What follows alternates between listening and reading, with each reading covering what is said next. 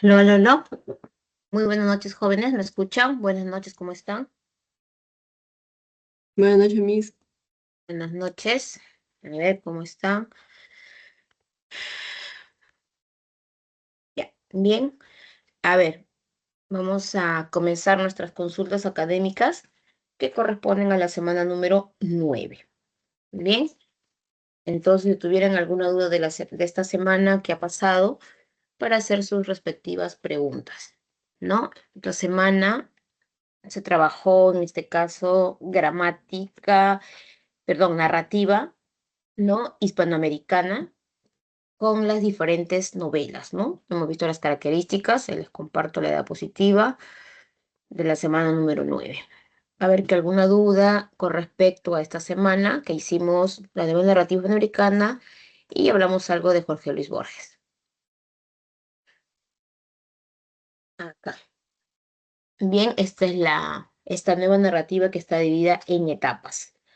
Bien, cada una de estas etapas van a ser importantes en el desarrollo de la novela, ¿no? Y cómo la novela en Hispanoamérica se ha ido en un desarrollo bastante, ¿no? Progresivo, ha ido avanzando a lo que tenemos hoy en día en la actualidad. Cada una de esas etapas ha marcado la historia de la novela hispanoamericana, llegando a niveles bastante altos, ¿no? Y consolidándose pues como una de las novelas más importantes, ¿no? En esta parte del continente, superando muchas veces a Europa, ¿no? Entonces ahí hemos visto estas etapas, la etapa emergente, la etapa de consolidación y el boom hispanoamericano. Bien, para recordarles, si tienen alguna pregunta, alguna duda de las este, semanas, me van diciendo. Bueno, hace un repaso mientras van buscando sus preguntas, sus dudas, ¿no? En esta etapa de la nueva narrativa tenemos la emergente. En el caso del emergente jóvenes, que abarca de 1920 a 1923, que es un aproximado, son aquellas novelas iniciales, ¿no? Por ejemplo, que tenemos que ver con todavía obras del llamado regionalismo, por ejemplo, la de Rómulo Gallegos, Doña Bárbara, por ejemplo, es una de ellas, ¿no? Que están iniciando una etapa que todavía tiene rasgos de la novela realista, ¿no? Del siglo anterior, ¿no? Porque todavía se narra el narrador omnisciente, todavía se narra de manera lineal, ¿no? O sea, de manera lineal quiere decir inicio, nudo y desenlace, mantiene todavía ese tipo de estrategias narrativas, ¿no? Como que también hay bastantes descripciones, ¿no? Que es parte de las novelas realistas, ¿no? Y que en la etapa emergente en sus inicios se va dando en esta primera etapa, ¿no? De nuestra literatura, y también abarca la literatura peruana, porque estamos hablando de Hispanoamérica, ¿no? Vamos a encontrar ahí la narrativa de sus inicios de Ciro Alegría, ¿no? Luego va a venir José María Arguedas, la narrativa de Enrique López Alújar, ¿no? Que todavía se basan en las temáticas propiamente eh, eh, de su espacio, ¿no? Nosotros tenemos en esa parte de la narrativa, tenemos el llamado indigenismo, mientras que en otros lados está el regionalismo, el gauchismo, ¿no? Entonces va a depender justamente de los propios países en Hispanoamérica. Bien, es la etapa emergente, que todavía guarda rasgos, ¿no? De la literatura realista anterior, de las primeras obras. Bien, ¿alguna pregunta, alguna duda? Luego tenemos la etapa de la consolidación entre los años 40 y 50. Y aquí vamos a encontrar, pues, obras que, como se dice, que van a desplazar a las otras novelas, ¿no? Aquí vamos a encontrar autores como eh, Jorge Luis Borges, que lo vamos a ver, ¿no? Que ya lo han visto también en estos días.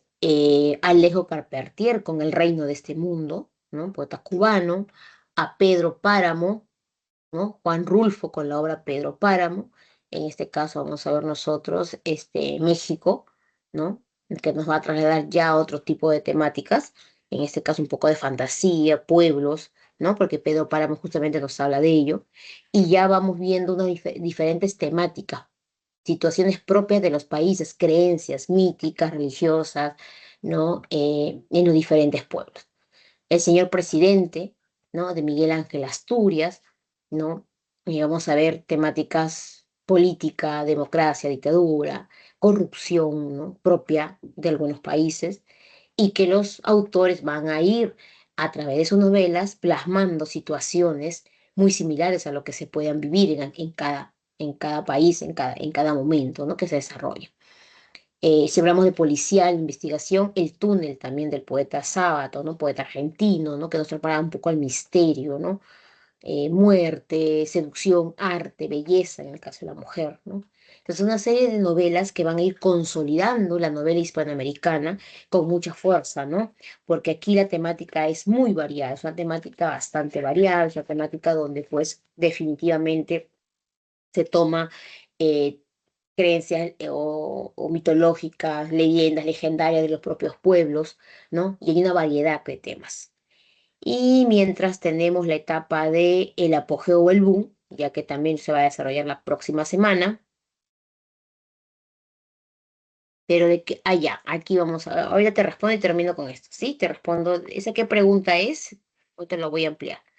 Y en la etapa del apogeo del boom hispanoamericano, ¿no? Donde es la mejor etapa, ¿no? Que es la que hasta la actualidad se va a dar, porque esta novela, a través de las diferentes técnicas narrativas dadas por los propios autores, vamos a encontrar una gran variedad. No es llamado Apogeo Boom, y ahí vamos a encontrar a Gabriel García Márquez, Mario Vargas Llosa, Cortázar, etcétera.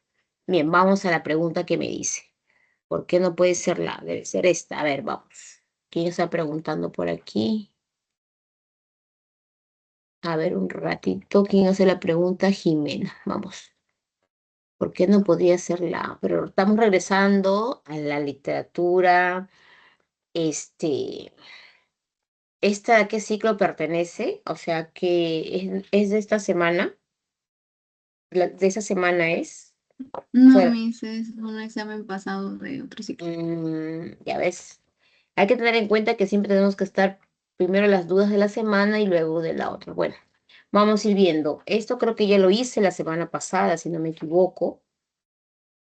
Este es el poema uno de Pablo Neruda. Me dice, ¿cuál es la respuesta? No, no entiendo, ¿qué me estás preguntando? Porque acá tú me dices, ¿por qué no puede ser la A? ¿Y cuál es la respuesta que te ponen aquí? A ver,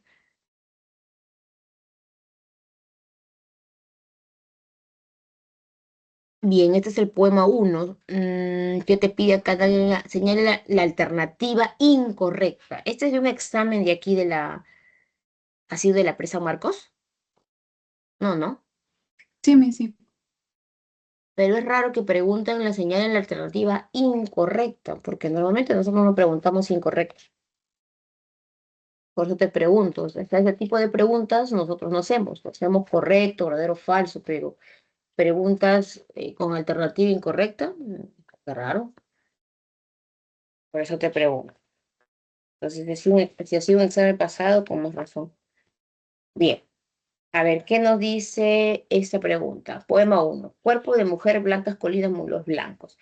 ¿Te parece al mundo que tú de entrega? Mi cuerpo de labriego socava ya, listo. Entonces, recuerda que en la literatura de Pablo Neruda nosotros tenemos en 20 poemas de amor, el tema es el amor, la falta de comunicación, tenemos ahí la relación cercana, que el complemento del poeta con la amada, la naturaleza, etcétera. Pues aquí te pregunta, señala la alternativa incorrecta. No me especifica si es la característica, no, no, simplemente me dice que analice los versos. ¿Ya? Porque una cosa son características, otra cosa son el contexto o no, la relación que puede haber o figuras, etcétera. Letra A. El sujeto femenino es definido con características de naturaleza. El sujeto femenino, es decir, la mujer, es definido con características de la naturaleza. Tú me dices que ¿por qué no es esa? Supone que esa te la han dado como verdadera.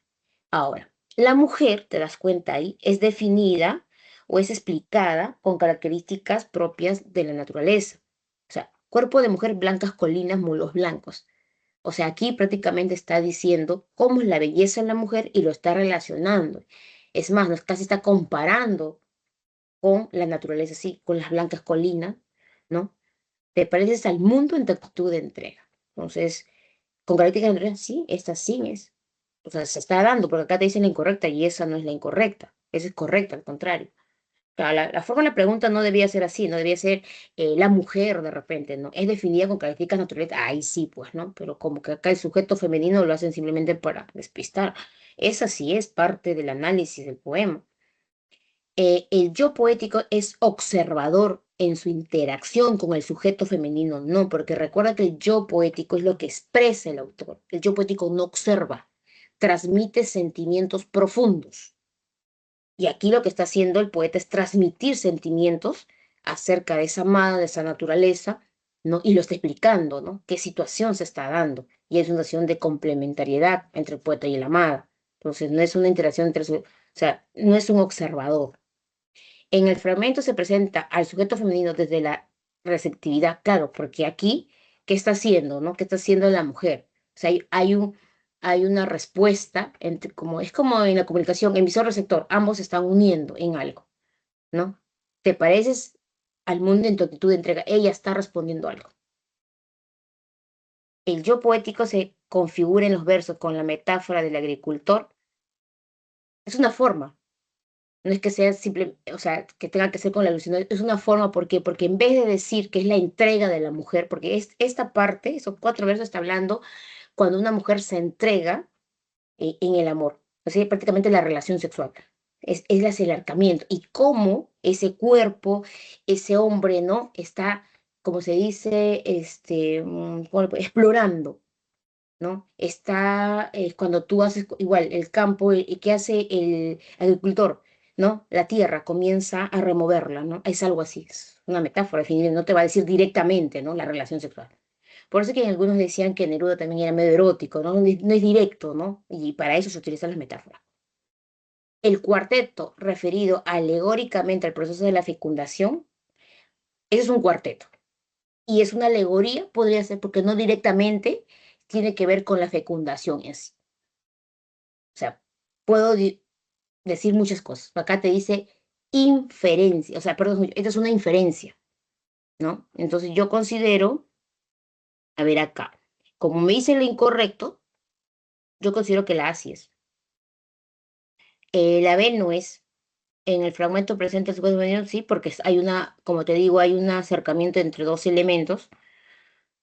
Mm, yo sí tuviera dudas, eh, hasta con respecto de la E, ¿no? Porque no directamente está bien, o sea, hay un acercamiento, mi cuerpo del abrigo salvaje te socava y hace saltar el hijo al fondo de la tierra. Hasta podía dudar de la E. Yo considero que la B, si el yo poético no es un observador, ¿no? El poeta es directo acá. Yo creo, mira, creo que la respuesta es la B acá, si nomás no te habrán puesto, no lo sé, pero la A sí es parte de.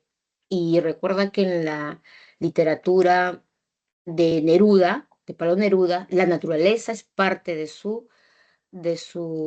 características literarias de Neruda. La naturaleza lo usa bastante. No, no, no tan directa como lo hace en el poema 20 o en el poema 15, pero aquí sí, y aquí lo relaciona con la mujer. ¿Ya? Yo considero, no, no, la A es parte de. Pero el yo poético no, el yo poético es una característica del romanticismo, y este es un nuevo romanticismo, pero no observa, sino hace la acción, expresa sentimientos. Bien, no sé cuál ahí habrá sido, se te ha marcado, pero yo considero que inclusive como acá dice incorrecto, debe ser la B. Bien, y ya. Esta pregunta de dónde es, a ver, y ya. Bien, vamos a resolver de esta semana y luego veo eso, porque estas son preguntas, esta no es de la semana, esta es pregunta de examen, no sé, ¿no?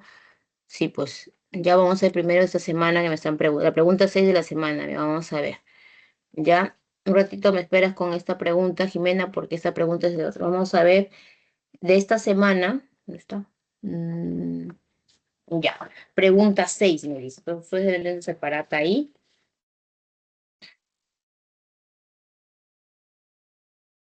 Ah, y eso tiene que ver con las características. A ver, secuencia correcta en relación a las siguientes enunciados relacionados a los temas desarrollados de los cuentos de Borges. Entonces ustedes tienen que ir a los cuentos de Borges. Entonces la literatura definitivamente de Jorge Luis Borges no es tan sencilla. Es una literatura bastante, podemos decir, recuerden ustedes cuando se habló de literatura española y se habló de Luis de Góngora y Argote, complicada en su época, ¿no? En el siglo XVII. En el siglo XX, Borges es así. Es un hombre exageradamente erudito, exageradamente culto. No tiene una capacidad libresca que se leía libros en diferentes idiomas. Es único en el siglo XX. ¿sí? Entonces, Jorge Luis Borges, por como el mismo hecho que su literatura es tan erudita y tan compleja, él mismo decía, ¿no? Su literatura para él es para cultos, en otras palabras. O sea, cualquiera no va a entender su literatura, porque entra y hace un juego de diferentes situaciones, tiempo, fantasía, ¿no? Filosofía, identidad, ¿no? Existencia humana, creación, y mete una serie de elementos en su literatura, ¿sí? Que no tiene nada que ver con la realidad. No, no por eso quiere ser fantasía, sino es su capacidad libresca. En su literatura, él integra muchos elementos que han existido en otros tiempos, en otras épocas, pero es una literatura del siglo XX. Entonces es una literatura, como dice ahí, no es un gran escritor. O sea, y para ello está como está dentro de la vanguardia, porque estamos hablando nosotros de la narrativa, cuando viene el boom de la vanguardia, hay escuelas. Y una de las escuelas que él utiliza es el ultraísmo. Y el ultraísmo se caracteriza por ser uso de metáforas. Toda su literatura está cargada de metáforas. Y saben que una metáfora reemplaza, así como ¿no? Hace un rato reemplaza una idea, no es directo. Vas a reemplazar algo que quieres decir con otras palabras. Eso es lo que él hace. ¿No? Esa es la literatura de Jorge Luis Borges, ¿no? No es tan sencillo. Y ahora acá te piden, pero la pregunta es, tú tienes que tener claro esto, las características de su cuento, porque si no lo tienes claro, entonces ¿cómo vas a responder la pregunta? Y tiene características muy puntuales con respecto a su literatura. Ustedes lo tienen esto en lo que se les ha dado, ¿no? Pero aquí tenemos ya los cuentos, ¿no? Por ejemplo, acá, cuando habla, ¿sí? Con respecto al estilo, dice concisión sintáctica, ¿qué quiere decir? Condición estética quiere decir que los cuentos de Borges son cortísimos, son cuentos cortos, no necesita tanto, ¿no? Es con respecto a los enunciados, tiene que ver con la construcción. Y densidad semántica, ¿esto qué quiere decir? Que las palabras que utiliza son precisas, cultas. O sea, serán cortas, pero sus palabras son complejas. Y eso lo hace, pues, su estilo complejo. No es tan sencillo entender a Borges. Hay que tener una capacidad de haber pues leído algunos libros, ¿no? No es como leerse un Caballero Carmelo, ¿no? No, no, no, ese estilo no es. Entonces, ese es un estilo propio que él tiene. Y muchos por eso decían de que era único él en el siglo XX, que debía haber ganado un premio Nobel, pero no, no fue porque hay muchos no entendían su literatura, ¿no? Emplea referencias bibliográficas apócrifas, eso quiere decir falsas, pero falsas porque él las va a dar como falsas, pero realmente él leía una cantidad de libros en diferentes idiomas y eso es lo que nos lleva en su propia literatura, ¿no? Utiliza toda su experiencia libresca, él no entra nada de su vida personal, su familia, no, nada, no conocemos nada de él a través de su literatura, todo es creación. Mucha bibliografía que leía lo va a ir planteando en sus diferentes cuentos. Bien. Sus cuentos encierran un enigma aparente policial porque hay en algunos donde hay investigaciones, como el cuento Sur, por ejemplo, ¿no? Donde se investiga la muerte de Dalma, ¿no? ¿Qué pasó ahí? Pero no es que sea toda la historia, algunos de ellos. Tiene lo fantástico, claro, porque nos va a trasladar, por ejemplo, al mundo de los laberintos, ¿no? Si hablamos del cuento La casa de Esterión, ¿no? ¿No? Donde aparece un minotauro y hay un laberinto. Entonces, imagínate, Esterión, minotauro, que era época griega, pero está ahí en el cuento. Y que tiene que ver con la identidad del hombre. ¿No? Y ahí también entra la filosofía, ¿no? Claro, es una literatura así como, no hermética, no, sino yo la considero una literatura culta, elevadamente culta. Hay que tener, ¿no? Y de verdad que entender a Borges no es tan sencillo. Esto es para los que van a estudiar literatura, eso. Pero por lo menos podemos rescatar las características más importantes, ¿no? De su literatura. No toma en cuenta nada de experiencias personales. Sus personajes se definen por sus acciones, por las cosas que hacen dentro del cuento en sí. No por lo que piensa, por lo que sueña, no, sino simplemente por lo que va a desarrollar dentro del cuento. Algunos cuentos sí se pueden entender en una leída, pero hay unos que necesitas tener siempre, definir términos, palabras, dónde salir para poder entender las historias. Algunos más complejos que otros, ¿sabes? Bien, ahora nos vamos acá con respecto a ello, y ustedes lo tienen acá. Bien, con respecto al tiempo, ¿qué nos dice? ¿Verdadero o falso? El tiempo se muestra como un elemento que puede fluir o detenerse, ¿no?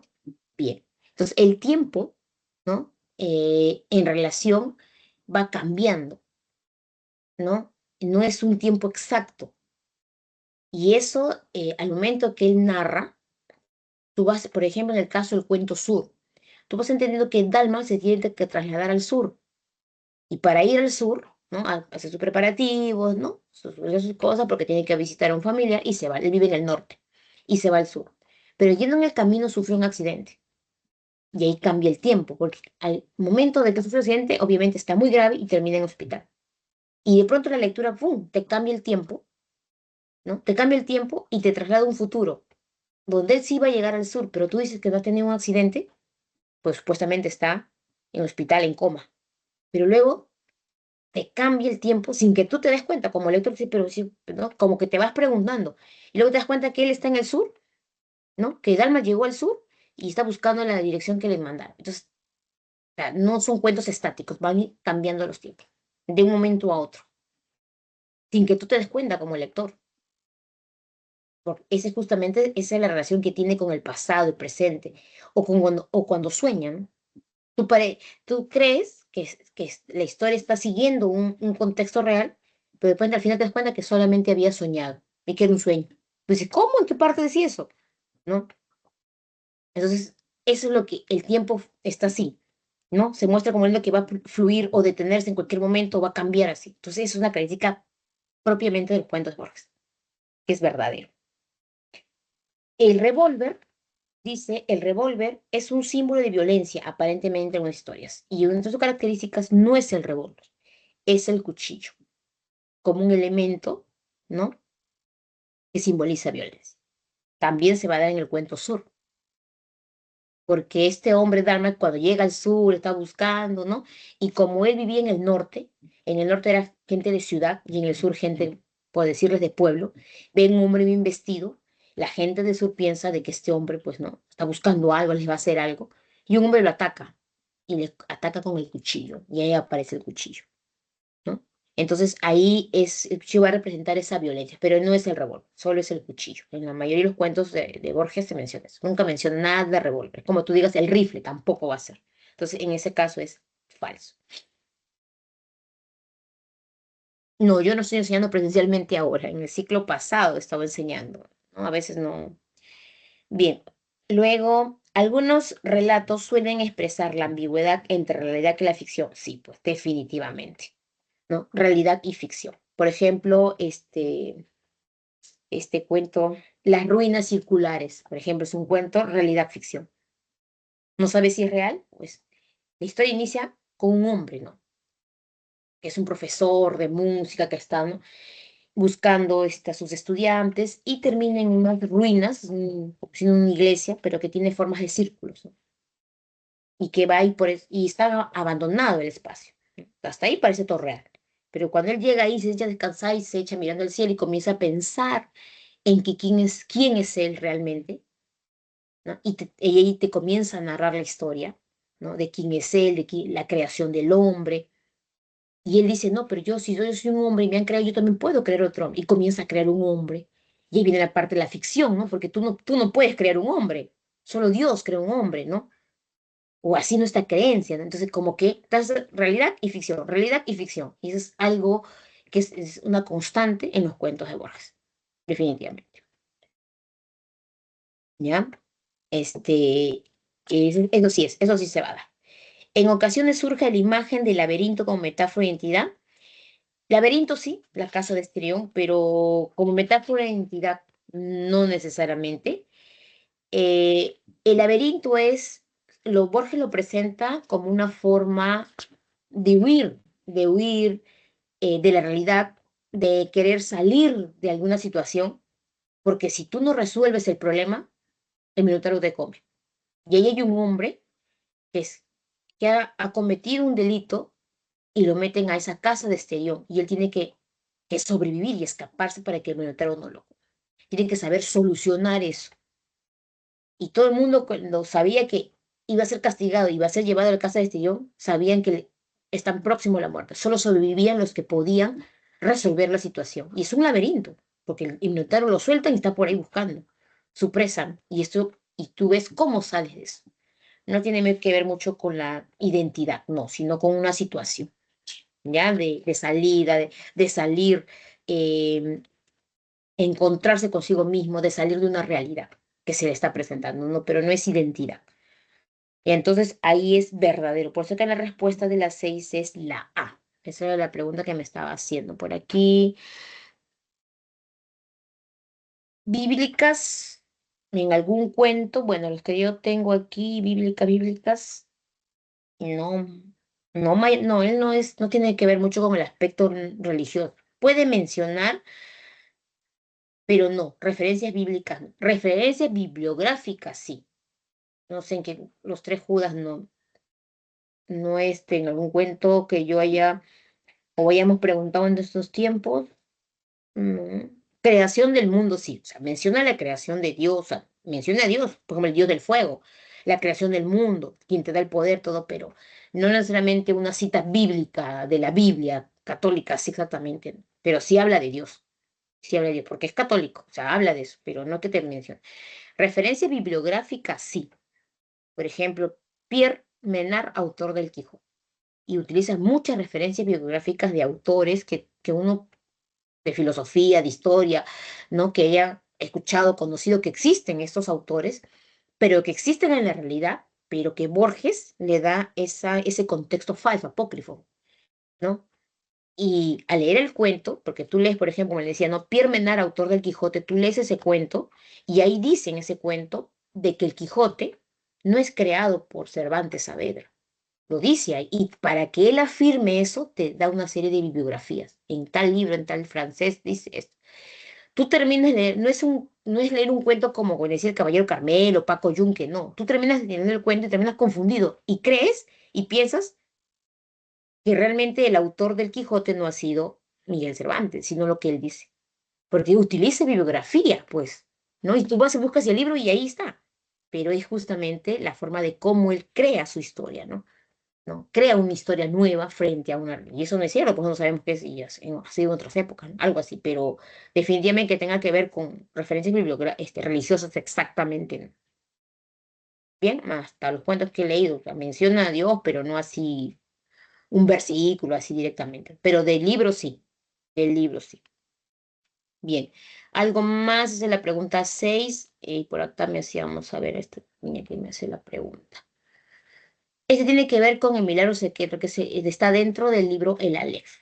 Que es de también de Jorge Luis Borges. Entonces, si yo ya pienso en Borges, voy a pensar en justamente en este tipo de características, ¿no? Porque el Alex también tienes, no es tan complejo, pero sí también tiene esas referencias, ¿ya? A ver, vamos a ver acá. ¿Cuál de las características más destacadas de la obra de Jorge se puede apreciar en el fragmento citado? Lo tengo que pensar en las características anteriores y acá. Un año entero había solicitado de Dios para terminar su labor. Un año le otorgaba su omnipotencia. Dios operaba para él un milagro secreto. Lo mataría el plomo alemán en la hora determinada, pero en su mente un año transcurría entre el orden y la ejecución de la orden. De la perplejidad pasó al estupor, del estupor a la resignación y de la resignación a la súbita gratitud. Baja, chiquito. A ver, ya vamos a las características. Acá te dice, ¿cuál de las características más destacadas de la obra de Borges se puede apreciar en este fragmento?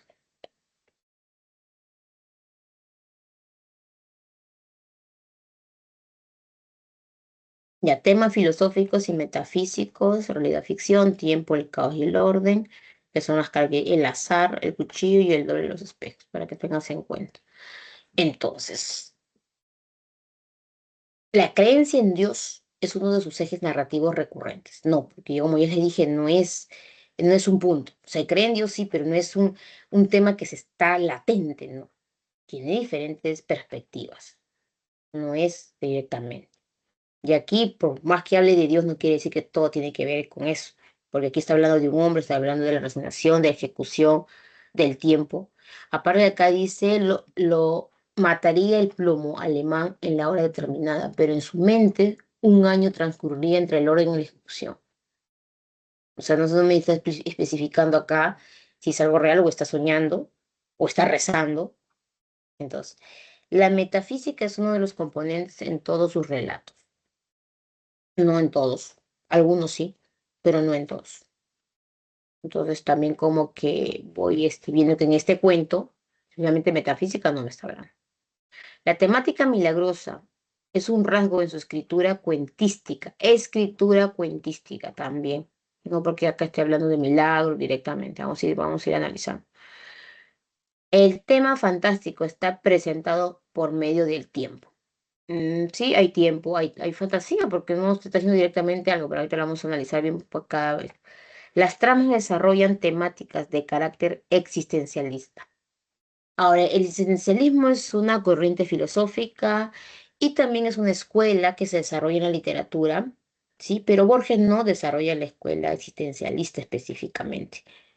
Tiene que ver con el problema de la existencia, pero él no desarrolla esto directamente, ¿sí? No llega al existencialismo. No. Ahora, entonces como que me queda la D y la C. Y ahí, para terminar aquí, dice... El tema fantástico está representado por medio del tiempo. Un año entero había solicitado de Dios para terminar su labor. Le había pedido un año, tiempo. Un año le otorgó su omnipotencia y el Dios le dio un año. Dios operaba para él un milagro secreto. La- lo mataría el plomo alemán en la hora determinada, pero en su mente un año transcurriría entre la orden y la ejecución de la obra. O sea, él está a punto de ser ejecutado, va a morir, ¿no? De la perplejidad pasó al estupor, del estupor a la resignación, de la resignación a la súbita gratitud. Entonces sí estamos hablando del tiempo. Ahora, tema fantástico, claro, porque acá poder decir, ¿no? Está soñando, está pensando, es algo real, no me especifica directamente, puedo decir así. La temática milagrosa es un rasgo espiritual, no necesariamente, no tiene que ver. Es un tiempo que está pidiendo a Dios para hacer algo. Un tiempo. Sí, yo considero que aquí, si hablamos de las características de Borges, es el tema de la fantasía, el tiempo que transcurre, la solicitud. Bien, listo, entonces sería para mí la D. Ya, a ver, vamos a hacer bajando sin más preguntas. Ya, a ver, otra pregunta. Un ratito. Bájate. Ya, de esta semana. A ver quién tiene otra duda con respecto a esta semana de Jorge Luis Borges.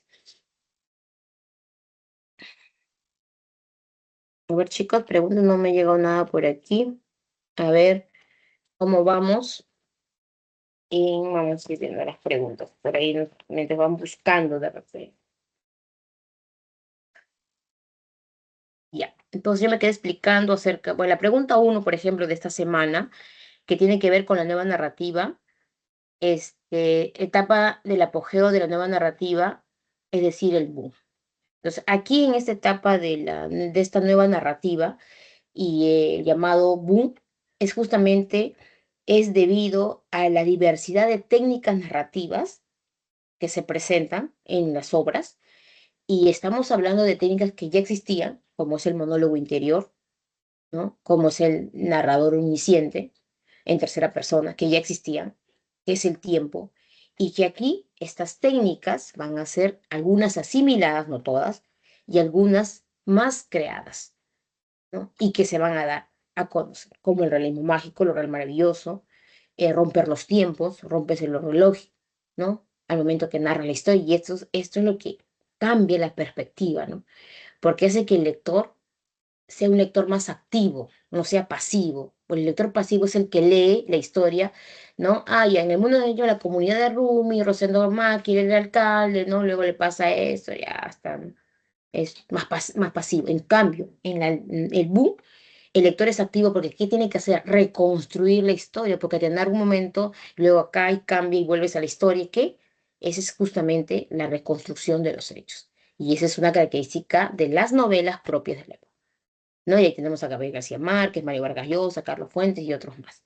Entonces, eso tiene que ver, y esa es la pregunta que te están haciendo aquí con respecto a esta parte de la nueva narrativa, ¿no? Mm, Aquí, ¿no? Del boom hispanoamericano. Dice, marca la trayectoria completa con Se aprecia que la publicación de obras de gran calidad a partir de la década del 50. Hay obras de calidad, sí, pero esto pertenece a la consolidación. Aquí la respuesta es la B porque es el éxito editorial. Es decir, las grandes editoriales se benefician con estas novelas y comienzan a crecer, ¿no? Porque estas novelas se acercan, ¿no?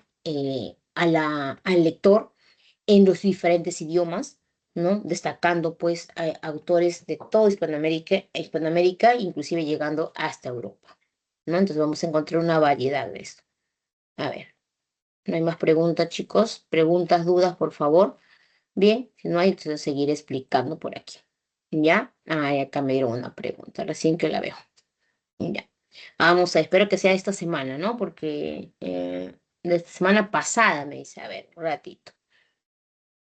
Ya, entonces estábamos por acá, porque a veces hay que tener en cuenta que también hay que... Ya, entonces en la pregunta uno, por eso que era la B, el éxito editorial. Vamos a ver.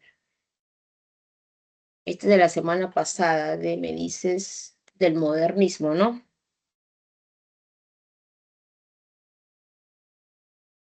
Sí, sobre Pablo Neruda, por favor.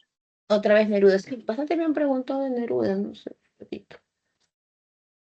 Voy a buscar porque yo no veo bien de ahí de la... Ya está. Pero, la última pregunta.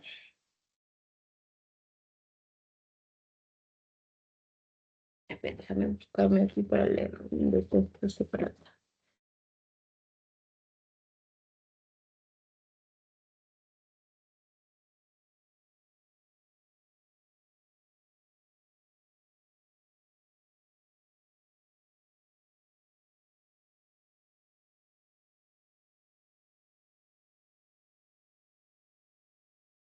Ah, ya acá la veo. Listo. Ya. Ah, ya esta es la pregunta 8. 20 poemas de amor, poema 6. Y la pregunta es aquí, afirmación correcta. Te recuerdo cómo eras, yo te recuerdo cómo eras, tú, en el último otoño. Eres la boina gris y el corazón en calma.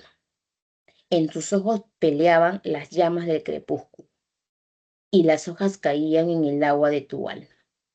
Apegada a mis brazos como una enredadera, las hojas recogían tu voz lenta y en calma. Bien, te pedí la pregunta.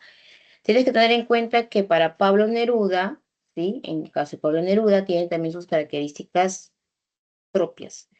Y eso lo vamos a ver por acá, si no me equivoco. Estamos aquí, no, este es azul. 20 poemas de amor y una canción desesperada. Aquí está. Primero, que es el tema asociado a la lejanía y al fracaso, que se van a dar en algunos de los poemas. Todo está vinculado con la naturaleza, ¿sí? Está vinculado con el amor hacia alguien, en este caso es la mujer. Otros temas que es la melancolía, la tristeza de no estar junto, la mujer como imagen naturaleza, que hemos visto hace un rato en el poema uno, el paisaje asociado al amor, naturaleza otra vez, plenitud y la contemplación del ser amado. Es el acercamiento que se tiene. Y ahí tienen un comentario, etc. Recordando eso, entonces vamos ahorita a analizar. Ya hemos leído el poema. Dice, presento el cuerpo femenino como espacio de goce, aquí no. No será para otro tipo. Aquí no se da. Que también es en otro poema. Depende del poema uno que hemos visto hace un rato, sí. Evoca el amor asociado a la lejanía a nivel temporal. Te recuerdo cómo eras, es pasado. Ahí tiene que ver con el tiempo. O sea, no está cerca de ella porque la recuerda. Recuerda en tus ojos que peleaban las llamas del crepúsculo. Otro, también crepúsculo tiene que ver con el tiempo. Amanecer, o sea, no te dice directamente, pero te está diciendo un otoño, un crepúsculo. Y obviamente está evocando al amor porque está recordando a alguien. Luego dice, desarrolla el encuentro pasajero entre los amantes. No, porque en la temática de Pablo Neruda no hay un encuentro pasajero, un encuentro cercano, hay una complementariedad, el amor está ahí. Recuerdo en el poema 20 cuando decía, ¿no? En noche como esta la tuve entre mis brazos, la besé tantas veces bajo el cielo infinito. O sea, siempre la tuvo cerca. Distanciada sí, pero va a recordar esos momentos vividos, ¿no? Y lo recuerda con mucho amor, como parece que estuviera pasando en ese momento. Entonces, en este caso no es pasajero y tampoco no uso mucho el término amantes, ¿no? Es mujer, poeta, mujer, naturaleza, amor. Manifiesta el fracaso en la comunicación del poeta. Es una característica de la poesía de Neruda, pero en este poema no. O sea, acá no está fracasado, está recordando. Describe la plenitud, acá tampoco se va a dar plenitud. O sea, aquí lo que está haciendo es evocar el amor. Te recuerdo como eras el último otoño, te recuerdo pasado otoño, ¿no? Y bueno, tiene que ver con el tiempo, ¿no? Eres la bohina, entre las hojas cayeron mis brazos una enredadera. Claro. Ahora, enredadera, cuando recaen las hojas es otoño, ¿sí? La respuesta es la B para esta pregunta de la semana pasada, ¿sí? La respuesta es la B para tu pregunta, hija. A ver, ¿qué más? Si me pasó algo por aquí, creo que no. Otra pregunta, jóvenes. A ver. Sí, dime. ¿Alguna pregunta más?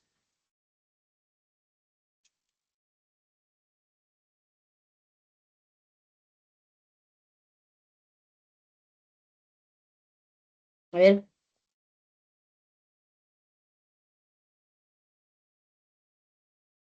Ah, ficciones. Ya, vamos a ficciones. Por ahí también lo tienen ahí. Vamos a explicar por ahí ficciones. La semana. Ya.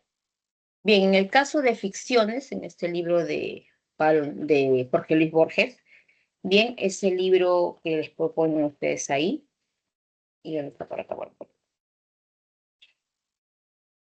ya,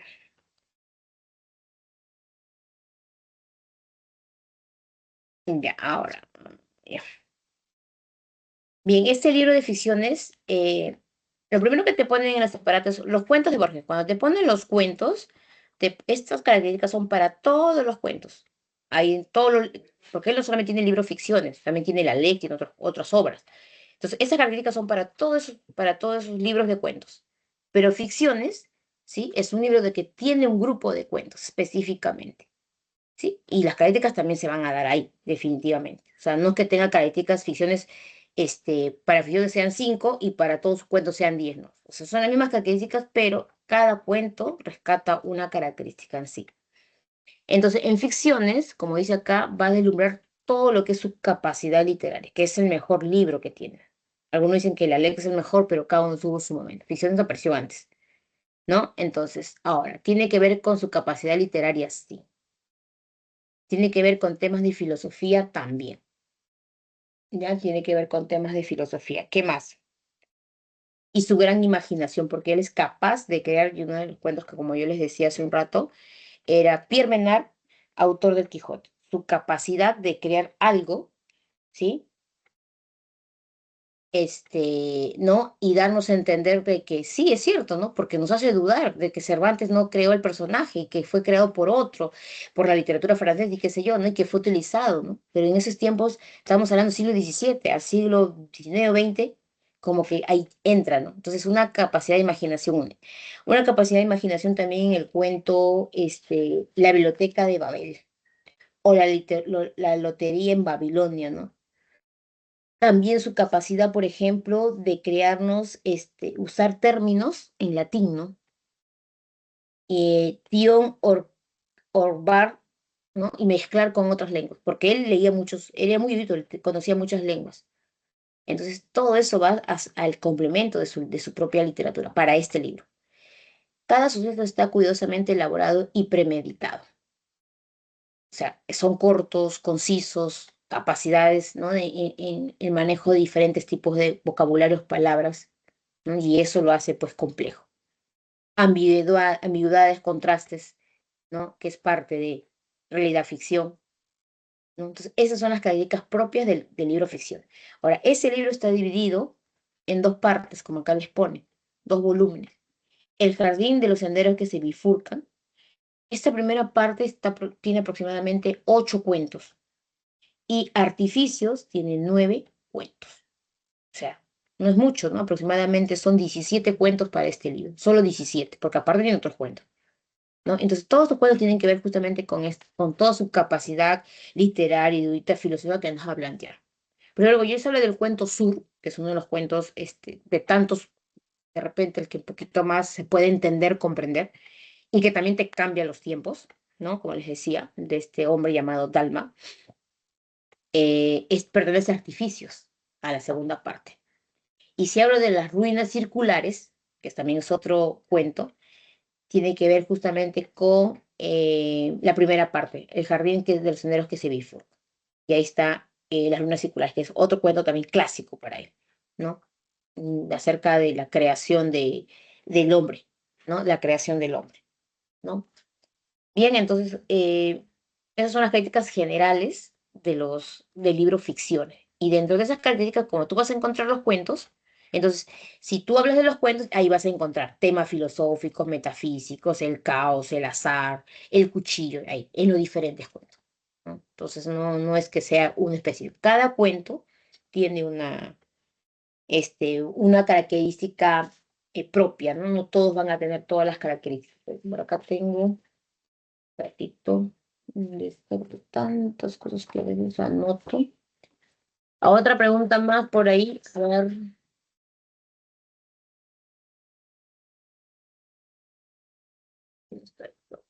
¿Dónde está? No lo tengo por acá. ¿Dónde lo tenemos?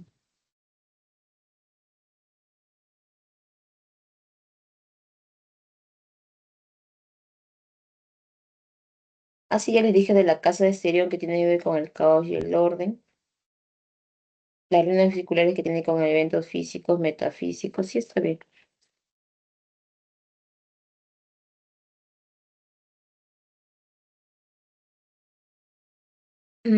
Ya.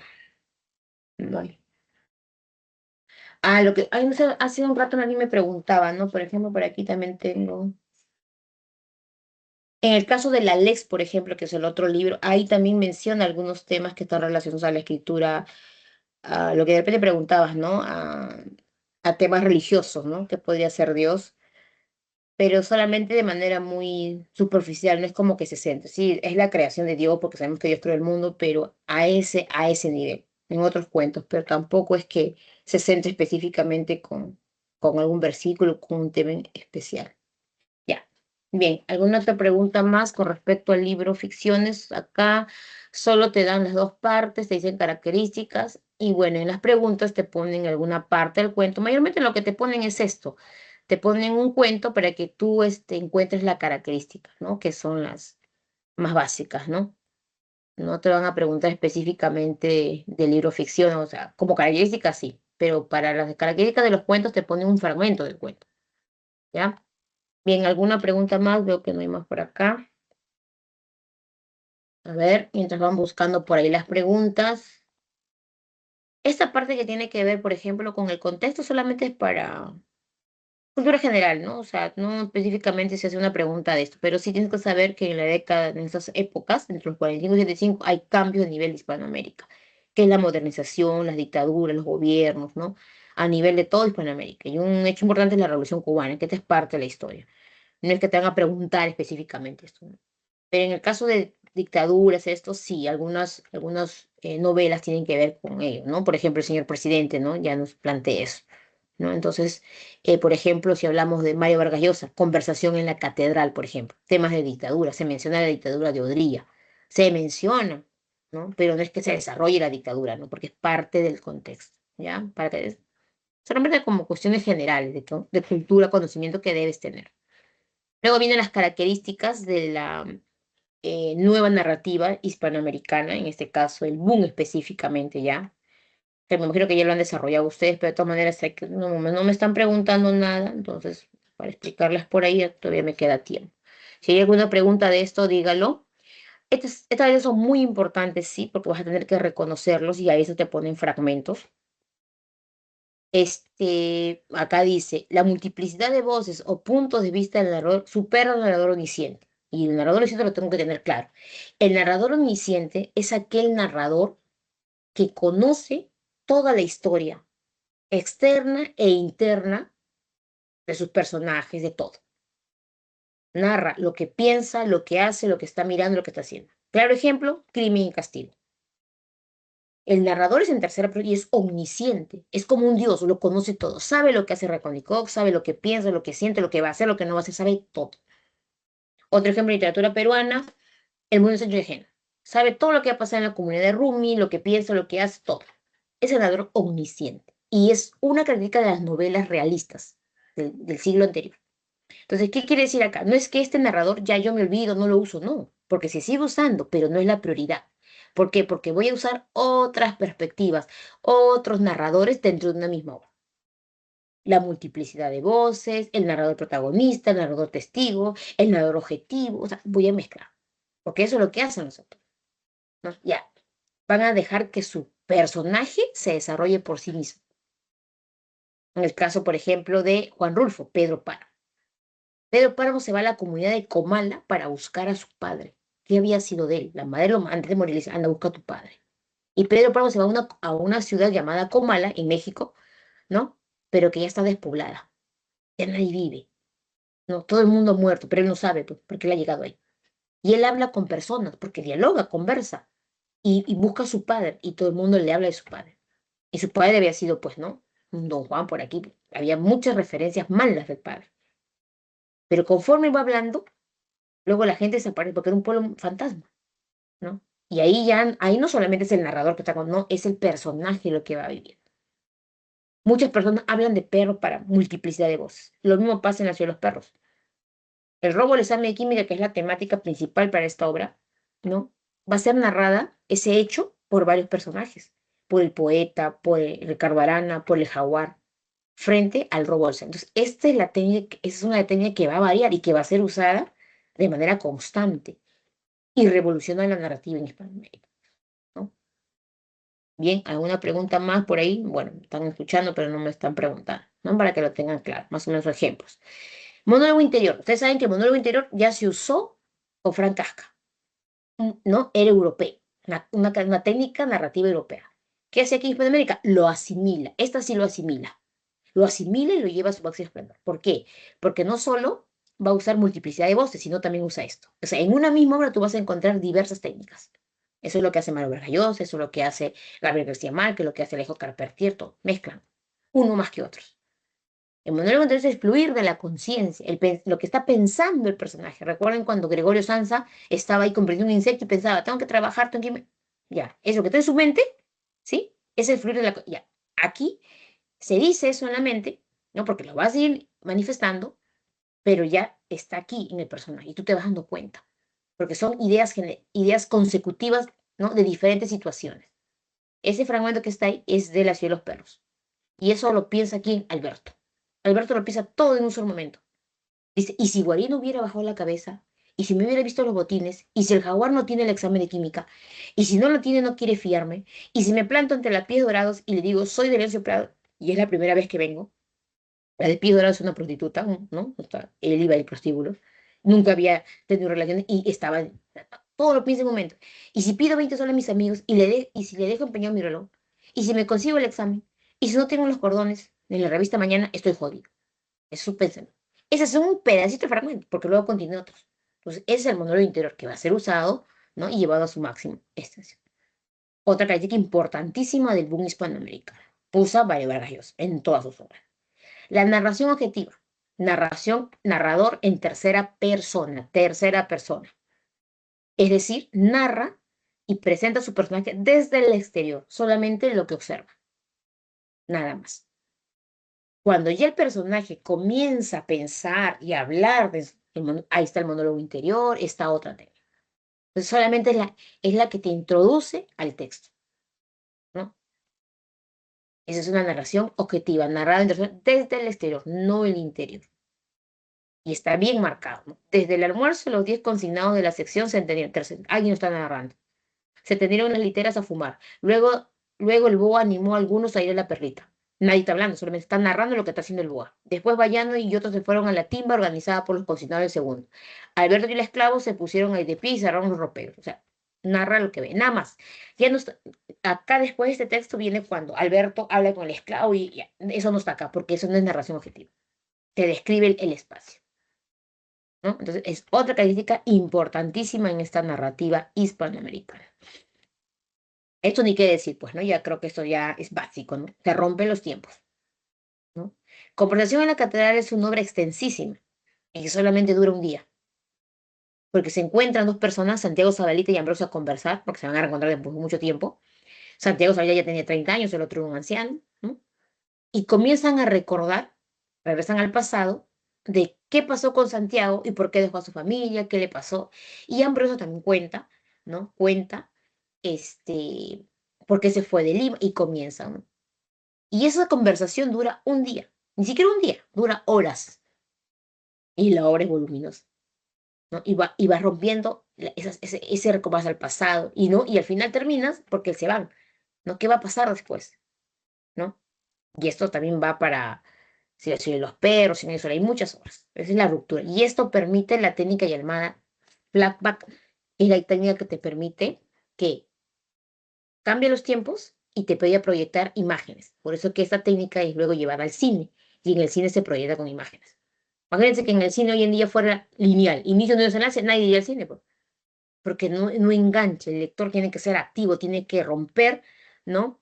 Y buscar qué pasó. Y siempre las películas son del meollo y a descubrir quién lo mató, qué pasó, ¿no? Y justamente y es propia de la narrativa que se da. Y el cine luego lo utiliza, ¿no? Ya con imagen y todo lo demás. Bien, jóvenes, acá lo que les decía, ¿no? Participación activa del lector. Por ejemplo, Cortázar, es decir, él le encantaba jugar con su lector. Nos presenta, ¿por qué creen en Rayuela nos presenta este juego? Este jueguito lo voy a ampliar para que lo vean. De repente, nosotros lo conocemos como avioncito, ¿no? No sé si alguno ha jugado, pero sus padres sí, de repente por ahí, cuando antes me acuerdo en mis épocas se pintaba las veredas con tiza y tú saltabas, tirabas una vez y saltabas.